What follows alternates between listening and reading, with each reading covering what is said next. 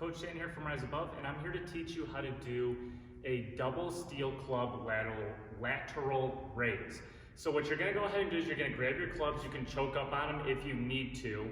But basically what we're going to go ahead and do is you want to make sure that those clubs start down by your waist.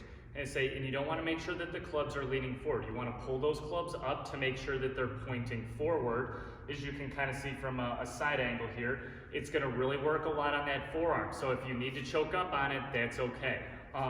So again, they're at the waist here, and what we're going to go ahead and do is we're going to take those.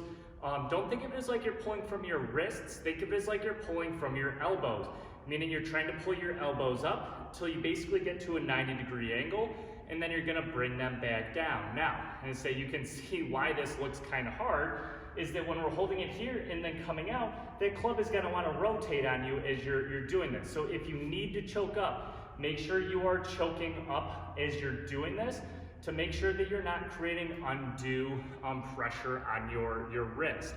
But this is going to build a lot of grip and forearm strength as you're doing it. And again, make sure you're leading with the elbows as opposed to the wrists. I don't want to see anything where we're here pulling the wrists up. That's not going to do you any good.